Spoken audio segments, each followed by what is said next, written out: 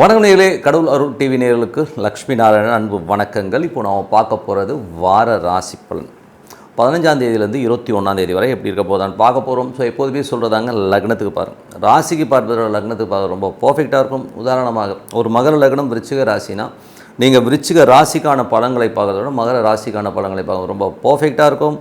முதல்ல வர்றது பொது பலன்கள், அதுக்கப்புறம் தசா புக்தி பலன்கள். உங்கள் ஜாதகத்தில் என்ன தசா புக்தி அந்தரங்கள் வருதோ அதை நீங்கள் மிங்கிள் பண்ணி பார்க்கும்போது ரொம்ப பர்ஃபெக்டாக இருக்கும். வீடியோட எண்டில் டிப் ஆஃப் த வீக் இருக்குது, மறக்காமல் பாருங்கள். சிம்மராசி. ஸோ சிம்மராசிக்கு பார்த்திங்கன்னா உங்களது ராசி அதிபதி சூரியன் 4ல் இருக்காருங்க. ஸோ 4ல் இருந்து அவர் புதனுடைய சாரத்தில் நல்ல லாபங்கள், நல்ல ஏற்றங்கள் வர்றதுக்கான வாய்ப்பு, புதிய சொத்துக்கள், வண்டி வாகனங்கள் வாங்குகிற யோகங்கள்லாம் அற்புதமாக இருக்குங்க. அதுக்கப்புறம் பார்க்கும்போது உங்களுக்கு 2 மற்றும் 11ஆம் அதிபதியும் 4ல் இருக்கும்போது சிறப்பான பலன்களை கண்டிப்பாக கொடுத்துருங்க. ஸோ அதில் பார்த்திங்கன்னா உள்ள ஒரு விஷயம் என்னென்னா, அது புதன் இப்போ சனியுடைய சாரத்தில் இருக்கும்போது கொஞ்சம் கவனமாக பேசணும். பெரிய லாபங்கள் வருதுன்னு சொல்லிட்டு மற்றவங்க ஏதாச்சும் டாக்குமெண்ட்டோ ஏதாச்சும் சைன் பண்ணுறதுலாம் கொஞ்சம் கவனமாக பார்த்துக்கணும். தாயாரோட உடல்நலம் சம்மந்தமான விஷயங்களும் கொஞ்சம் கேர்ஃபுல்லாக இருந்துக்கணும். ஓகேங்களா? ஸோ இதில் பார்த்திங்கன்னா குடும்பத்தில் உள்ள தாயார்கள் தான் கொஞ்சம் கவனமாக பார்த்துக்கணும். அதுக்கப்புறம் உங்களுக்கு 3 மற்றும் 10ஆம் அதிபதியான சுக்கிரன் 4ல் இருக்கும்பொழுது வீடு விற்பனை, ரியல் எஸ்டேட் துறைகளில் இருக்கவங்க, வண்டி வாகனங்களை வியாபாரம் பண்ணணும், அற்புதமாக இருக்கும். ஸோ கொஞ்சம் பழைய வீடு இருந்ததுன்னா அதை கொடுத்துட்டு புது வீடு வாங்குகிற யோகங்களும் அற்புதமாக இருக்குங்க. அதுக்கப்புறம் பார்க்கும்போது உங்களுடைய 4ஆம் அதிபதி 5ல் இருக்கும்போது நல்ல ஒரு ஏற்றங்கள், நல்ல லாபங்கள்லாம் இருக்கும். அது ஒன்றும் மட்டும் அம்மாவுக்கும் உங்களுக்கு நிறைய வாக்குவாதங்கள் வரும். ஸோ அந்த வாக்குவாதங்களை கொஞ்சம் தவிர்த்துக்கங்க. வீடு பராமரித்து வேலைகள், ஏன்னா அது கேதுடைய சாரத்தில் போகும்போது கொஞ்சம் பராமரித்து வேலைகள்லாம் கண்டிப்பாக கொடுக்கும். அது மட்டும் இல்லாமல் குழந்தைகள் சம்மந்தமான விஷயங்களில் பார்த்திங்கன்னா கொஞ்சம் நம்ம கடன் வாங்குகிற சூழ்நிலைகளை கண்டிப்பாக ஏற்படுத்தும். அதுக்கப்புறம் நிறைய பிரார்த்தனை பண்ணுவீங்க, ஏதாச்சும் வேண்டிப்பீங்க. ஸோ அந்த மாதிரி சூழ்நிலை கண்டிப்பாக ஏற்படுத்துங்க. அதுக்கப்புறம் பார்க்கும்போது உங்களுக்கு 6 மற்றும் 7ஆம் அதிபதி 8ல் இருக்கும்போது வேலையில் ரொம்ப கவனமாக இருக்கணும். வேலையில் நம்ம எதாவது பெருசாக எதிர்பார்த்துட்ருப்போம், அது டிலே ஆகிட்டே போகிற மாதிரி சூழ்நிலை கண்டிப்பாக ஏற்படுத்தும். அதுக்கப்புறம் மட்டும் இல்லாமல் 7ஆம் அதிபதி 8ல் இருக்கும்போதே கணவன் மனைவிக்கு உள்ள வாக்குவாதங்கள், அவங்கவுங்க குடும்பத்தார்கிட்டலாம் கொஞ்சம் கவனமாக நடந்துக்கிறது நல்லது. வெளியால் அலோவ் பண்ணாதீங்க, அதுதான் பெஸ்ட்டு. 9ஆம் அதிபதியான குரு 11ல், அதுவும் வக்ரமாக இருக்கும்போது கொஞ்சம் குழந்தைகளோட விஷயங்கள் அதில் எதிர்பார்த்த விஷயங்கள் நடக்கும், ஆனால் ஸ்லோவாக நடக்கிற மாதிரி ஃபீலிங் கண்டிப்பாக இருக்கும். சில பேர் ரொம்ப நாளாக இந்த கோயிலுக்கு போகணும், பூர்வீகத்துக்கு போகணும், குலதெய்வத்தை கும்பிடணுன்ற எண்ணங்கள்லாம் கண்டிப்பாக ஏற்படுங்க. 8ஆம் அதிபதி, ஸோ ஏன்னா 8ஆம் அதிபதி 11 அந்த விபரீத ராஜயோகங்களை கண்டிப்பாக ஏற்படுத்தும். 9ஆம் அதிபதியான செவ்வாய் உங்களுக்கு 4ல் இருக்கும்பொழுது பாதகாதிபதி. ஸோ பாதகாதிபதியின் போது கொஞ்சம் வண்டி வாகனங்களை ஓட்டும்போது கொஞ்சம் கவனமாக ஓட்டுறது நல்லதுங்க. ஏன்னா அது 5ல் இருக்கும்போது குழந்தைகளுக்கும் உங்களுக்கும் ஒரு வாக்குவாதங்களையும் கொஞ்சம் ஒரு ஸ்ட்ரெஸ்ஸையும் ஏற்படுத்துறதுக்கான வாய்ப்புகளும் ரொம்ப கவனமாக இருக்கணும். 10ஆம் அதிபதியான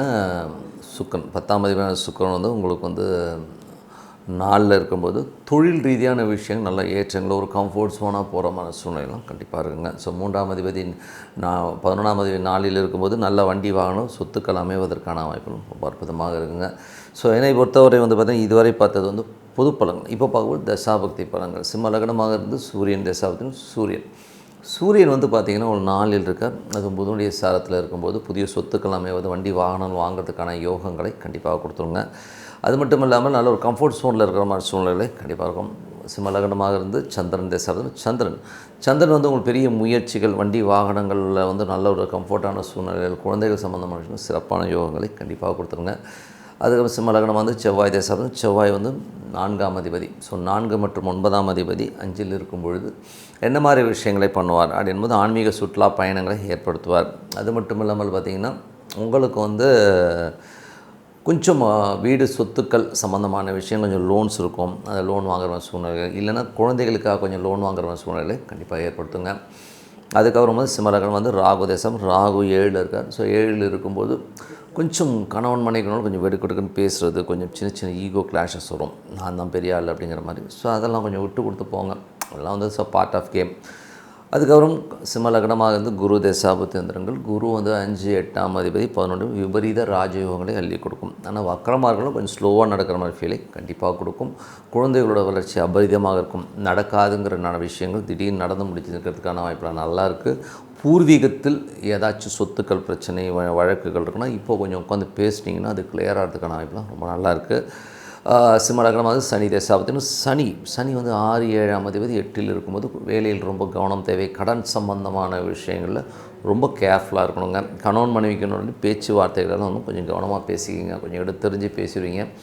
குடும்பத்தை தவிர நீங்கள் 2 பேர் பேசிக்கிறீங்கன்னா உங்கள் குடும்பத்தில் வெளியாளுகளை எல்லாம் வந்து இன்டர்ஃபியர் பண்ணாமல் இருக்கிறது ரொம்ப ரொம்ப நல்லது. சிம்ம லக்னமாக இருந்து புதன் தசாபத்தின் புதன் வந்து 2 மற்றும் 11ஆம் அதிபதி 4லும் புதிய சொத்துக்கள், வண்டி, வாகனங்கள், யோகங்கள்லாம் கிடைக்கிறதுக்கான ரொம்ப அற்புதமாக இருக்குது. பட் தான் அது சனியுடைய சாரத்தில் இருக்கும், கொஞ்சம் கவனமாக இருக்கணும். யாராச்சும் நம்மளை ஏமாத்துறதுக்கான வாய்ப்புகள் இருக்கணும், ரொம்ப கவனமாக இருக்கணும். சிம்ம லக்னமாக இருந்து கேது தசாபுத்தி அந்தரங்கள். கேது வந்து என்ன மாதிரி விஷயங்களை பண்ணுவாங்க, உங்களுக்கு ராசியிலே கேது வந்து சுக்கிரனுடைய சாரத்தில் தொழில் ரீதியான விஷயங்கள், புதிய முயற்சிகள். அது மட்டும் இல்லாமல் கேது வந்து இப்போ சுக்கிரனே நாளில் இருக்கும்போது புதிய கடன் வாங்கி ஏதாச்சும் வந்து வீடு, வண்டி, வாகனங்கள் வாங்குகிற யோகங்களை கண்டிப்பாக இருக்கும். இல்லைன்னா தொழிலுக்காக ஒரு கடன் வாங்குகிற சூழ்நிலை கண்டிப்பாக ஏற்படுத்துங்க. சிம்ம லக்னமாக இருந்து சுக்கிரன் தசாபத்தி அந்தரங்கள்.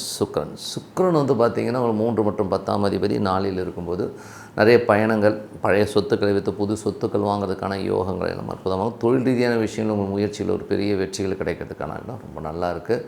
ஸோ மற்றபடி என்னை பொறுத்த ஒரு நல்ல ஒரு பிரார்த்தனை, மனதார இறைவனை பிரார்த்தனை பண்ணுவோம். கண்டிப்பாக நம்ம அடுத்த லெவல் போகிறதுக்கான இடம் ரொம்ப சிறப்பாக இருக்குது. இப்போ பார்க்கும்போது tip of the week. So tip of the வீக்கில் வாஸ்து உண்மையா அப்படிங்கிறத பற்றி தான் நம்ம பேச போகிறோம். வாஸ்து உண்மையானா கண்டிப்பாக உண்மைங்க. ஏன்னா வந்து என் லைஃப்பில் நான் பார்த்த வரை வந்து வாஸ்து வந்து ரொம்ப பர்ஃபெக்டாக உண்மையாகத்தான் இருக்குது. ஏன்னா நாங்கள் இருந்த வீட்டில் வந்து பார்த்திங்கன்னா முதல்ல ஒரு பழைய வீடு இருந்து ஒரு ஓடு வீட்டில் இருந்ததுங்க, மல்சரவாகத்தில் இருந்தது. ஸோ அதில் வந்து பார்த்திங்கன்னா எங்களுக்கு வந்து அந்த வீடோடைய அமைப்பில் வந்து பார்த்திங்கன்னா அவ்வளோ பர்ஃபெக்டாக வந்து ஒரு சின்ன வீடாக இருந்தாலும் அந்த வீட்டில் வந்தவங்க எல்லாமே ரொம்ப சாதாரணமாக, நாங்கள் வாடகை விடும்போதே அந்த வீட்டில் வந்து வந்தவங்க வந்து ரொம்ப சாதாரண லெவலில் இருப்பாங்க. ஆனால் அதுக்கப்புறம் போகும்போது பார்த்திங்கன்னா நல்ல வண்டி வாகனத்தோட ஒரு பெரிய லெவலில் வரவங்களாம் சொல்லுவாங்க இந்த வீடு ரொம்ப அதிர்ஷ்டமான வீடுன்னு சொல்லுவாங்க. அவ்வளோ ஒரு நல்ல வீடு அந்த வீடு. காரணம் அதோட அமைப்பு வந்து ரொம்ப அழகாக இருக்கும். ஏன்னா வடகிழக்கில் வந்து அற்புதமாக ஒரு கிணறு அமைஞ்சிருக்கும். இந்த டாய்லெட்லாம் வந்து பார்த்திங்கன்னா பர்ஃபெக்டாக எங்கே இருக்கணுமோ அங்கே அந்த இடத்துல வந்து ரொம்ப பர்ஃபெக்டாக அமைஞ்சு எந்தவித ஒரு டிஸ்பியூட்டும் இல்லாத ஒரு ஏரியாவில் தான் அந்த வீடு அமைஞ்சுது. பட் அது இடம் வந்து கொஞ்சம் பெரிய இடம், நீளமாக இருக்கும்போது என்ன ஆகிடுதுன்னா அது வந்து நாங்கள் ஒரு புது வீடு கட்டுறோம். ஸோ புது வீடு கட்டும்போது என்ன ஆகிடுதுன்னா அப்போது நமக்கு வந்து வாஸ்துனால ரொம்ப சின்ன பையனும்போது நமக்கு அந்த வாஸ்துவை பற்றி பெருசாக தெரியாது. ஸோ அப்போது வீடு கட்டுறோம், ஒரு இன்ஜினியர் வச்சு கட்டும்போது அது பார்த்திங்கன்னா அது கட்டி முடித்தோம். அதில் ஏகப்பட்ட குழப்பங்கள். அதுலேருந்து என்ன ஆகிடுதுன்னா அந்த லைன் கொடுக்குறோம் இல்லையா, எல்லாருமே வந்து வாஸ்து பிரகாரம் அவர் என்ன சொல்லுவார், அவர் வந்து ஃப்ளாட்லாம் கட்டுற ஒரு பில்டர் தான். அவர் கட்டும்போது அவர் அமைப்பு பிரகாரம் டாய்லெட்லாம் கரெக்டாக தான் போட்டார், இல்லைன்னு சொல்ல முடியாது. ஆனால் அது ஈசானியத்தில் அந்த டாய்லெட் பைப் லைன்ஸ் வந்து ஃபுல்லாக ஈசானியம், கன்னிமூலை எல்லாத்தையுமே எஃபெக்ட் பண்ணுச்சு. டோட்டலி வந்து அந்த பில்டிங்கே வந்து டோட்டலாக வந்து எஃபெக்ட் ஆகி அந்த வீட்டில் நாங்கள் கிரகப்பிரவேசம் பண்ணி போய் அடுத்த வருஷம்லாம் எங்கள் மதர் இறந்துட்டாங்க. டோட்டல் ஃபேமிலி வந்து டோட்டலாக கொலாப்ஸ் ஆச்சு. ஏன் சொல்கிறேன்னா அவ்வளோ ஒரு அந்த வாஸ்துங்கிறது வந்து அவ்வளோ பர்ஃபெக்டாக ஒர்க் ஆச்சு. அதுக்கப்புறமாவும் பார்த்திங்கன்னா அதுக்கப்புறம் வாங்கினவங்க வந்து அதை ஆல்ட்ரு பண்ணி அழகாக பண்ணாங்க. எதுக்குன்னா அதுக்கப்புறம் நாங்கள் அந்த ப்ராப்பர்ட்டி விற்கிற மாதிரி ஒரு சூழ்நிலையை கண்டிப்பாக ஏற்படுத்துச்சு. ஏன்னா வாஸ்து இருக்கானா கண்டிப்பாக இருக்குது. ஏன்னா அதே மாதிரி இன்னொரு வீட்டுக்கு போனேன். அந்த வீட்டில் வந்து பார்த்தீங்கன்னா எனக்கு வடகிழக்கில் வந்து பெரிய பள்ளம் வந்து அந்த பழைய வீட்டு ஸ்டைலில் இருக்கும். ஸோ அந்த வீட்டுக்குள்ளே நுழையும் போது பார்த்திங்கன்னா அங்கேருந்து பார்த்தீங்கன்னா என்னோடய கிராஃப்ட் டக்குன்னு ஏறிச்சு. ஒரு வருமானத்துலையும் சரி, நல்ல ஒரு பணம், நல்ல வசதி, நல்ல ஒரு சந்தோஷமான வாழ்க்கை அதுலேருந்து வந்துச்சு. அதுக்கு காரணம் என்னென்னா அந்த வாஸ்து வந்து அவ்வளோ பர்ஃபெக்டாக அமைஞ்சு. நமக்கு நல்ல நேரம் இருந்ததுன்னா கண்டிப்பாக வந்து வாஸ்து வந்து நம்மளை நல்ல வீட்டுக்கே கொண்டு போகும். அப்படி தான் நம்ம அலர்ட்டாக இருந்துக்கணும். ஸோ ஒரு சில விஷயங்களே ரொம்ப அலர்ட்டாக நம்ம பார்க்கும்போது கண்டிப்பாக வாஸ்து வந்து ரொம்ப பர்ஃபெக்டாக ஒர்க் ஆகுது. அது மட்டும் இல்லாமல் இன்பிட்வீன் வந்து வேறு ஒரு வீட்டுக்கு சேஞ்ச் ஆகும்போது ரொம்ப கஷ்டம். கிட்டத்தட்ட ஒரு 10 வருஷம் ரொம்ப கஷ்டப்பட்டோம். அந்த எங்கள் அம்மா இறப்புக்கு அப்புறம் நாங்கள் வாடகைக்கு ஒரு வீட்டுக்கு போனோம். அங்கே வந்து கன்னிமூலையில் வந்து உங்களுக்கு வந்து டாய்லெட் வந்தது. ரொம்ப நிறைய கடன்கள், நிறைய பிரச்சனைகள். அதுக்கப்புறம் நாங்கள் வந்ததுக்கப்புறம் வேறு ஒருத்தவங்க போனாங்க, அவங்களுக்கும் ஒரு பெரிய டிசாஸ்டர். அதே மாதிரி கடன் பிரச்சனைகள் அவங்களும் மாட்டி ரொம்ப ஒரு ஸ்ட்ரெஸ்ஸையும் டென்ஷனையும் உருவாக்குச்சுன்றது தான் உண்மையான விஷயம். ஸோ வாஸ்து உண்மையா அப்படின்னா பர்ஃபெக்டாக உண்மை. நம்ம எவ்வளோ செலவு பண்ணுறோம், வாஸ்துக்கு செலவு பண்ணுறது ரொம்ப ரொம்ப முக்கியம். அது மட்டும் இல்லாமல் அளவுகள் ரொம்ப முக்கியங்க. ஆக்சுவலாக வந்து வாஸ்துவில் வந்து அந்த ரூமோட அளவுகள் ரொம்ப முக்கியம். அதே மாதிரி வந்து கோஸ், இந்த மாதிரி கோஸாக இருக்கிறது இதெல்லாம் வந்து ரொம்ப ரொம்ப முக்கியம். அதில் வந்து வடகிழக்கு மட்டும் நீண்டிருந்ததுன்னா ஒன்றும் பிரச்சனை கிடையாது. மற்றது இருந்ததுன்னா நீங்கள் வந்து ஸ்கொயர் பண்ணி பண்ணுறது ரொம்ப ரொம்ப நல்லதுங்க. இல்லைனா அது தேவையில்லாத மன உளைச்சலையும் ஒரு டென்ஷனையும் கொடுக்குங்கிறது வந்து எந்தவித சந்தேகமும் இல்லை. அதனால் வாஸ்துங்கிற சயின்ஸ் வந்து ரொம்ப ரொம்ப ரொம்ப பர்ஃபெக்டாக இருக்கும். இது வந்து ரொம்ப சிம்பிளாக பார்க்கணும்னா வடகிழக்கு, தென், தென்கிழக்கு, அதாவது வடகிழக்கை வந்து நம்ம ஈசானியம் சொல்லுவோம், தென்கிழக்கை வந்து கன்னிமூலம் சொல்லுவோம். இந்த 2 இடத்துல டாய்லெட் வரக்கூடாதுங்க. இது ரொம்ப மெயினான ப்ராப்ளம் அங்கே தான் வரும். ஸோ டாய்லெட் பைப்ஸோ அங்கே கிராஸ் ஆகாமல் இருக்கிறது ரொம்ப ரொம்ப நல்லது. அதுக்கப்புறம் பார்த்திங்கன்னா பிரம்மஸ்தானம் அப்படின்னும். ஸோ பிரம்மஸ்தானம்ன்றது வந்து பார்த்திங்கன்னா வீடு கட்டுறீங்கன்னா வீடுக்கு மையம்னு ஒன்று வரும். So centre of the building, அங்கே வந்து பில்லர்ஸ் வராமல் இருக்குது ரொம்ப ரொம்ப நல்லது. அப்புறம் ஜென்ரலாக வந்து மேற்கு பகுதியில் வந்து உங்களுக்கு வந்து படிக்கட்டுகள் அமைகிறது ரொம்ப ரொம்ப நல்லது. அதுக்கப்புறம் வெயிட்டு எதுவுமே வந்து வடக்கு கிழக்கில் இல்லாமல் இருக்கிறது. இதெல்லாம் வந்து ஒரு ஜென்ரலான ரூல், ஓகேங்களா. வடக்குலேயும் கிழக்குலையும் வெயிட் ஏறாமல்னா ரொம்ப அதிகமாக வெயிட் இல்லாமல் பார்த்தோம். அதே மாதிரி அந்த இடத்துல வந்து கொஞ்சம் இடம் அதிகமாக இருக்கிற மாதிரி விட்டுட்டிங்கன்னா ரொம்ப நல்லாயிருக்கும். வடகிழக்கில் கிணறு அமையிறது நல்லது. பள்ளமாக வடக்கும் கிழக்கும் வடகிழக்கும் கொஞ்சம் பள்ளமாக இருக்கிறது ரொம்ப நல்லது. ஸோ இதெல்லாமே சயின்ஸாக நடக்குன்னா சூப்பராக ஒர்க் ஆகுதுங்க. அது ஜியாகிரபிக்கலில் வந்து சில பேர் வந்து அந்த மாதிரி இடத்துல போய் குடியிருப்பாங்க. அவங்க எக்கனாமிக்கல் ஸ்டேட்டஸ்லாம் வந்து வேறு லெவலில் முன்னேறதெல்லாம் கண்டிப்பாக பார்த்துருக்கோம். அதனால் வந்து வாஸ்து உண்மையான கண்டிப்பாக உண்மை. யாராவது வீடு கட்டிங்கன்னா நல்ல வாஸ்து நிபுணர் வச்சு பாருங்கள். அதுக்கு செலவு பண்ணுறது தப்பே கிடையாது.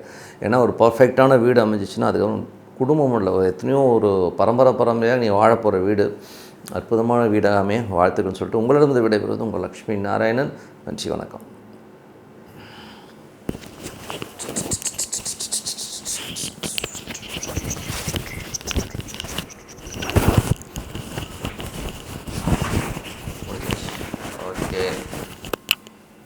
கடவுள் அருள் டிவியை பார்த்தமைக்கு நன்றிகள். மேலும் இது போன்ற தகவல்களை தெரிந்து கொள்ள கடவுள் அருள் டிவியை சப்ஸ்கிரைப் செய்யுங்கள். மறக்காமல் பெல் ஐக்கானை கிளிக் செய்யுங்கள்.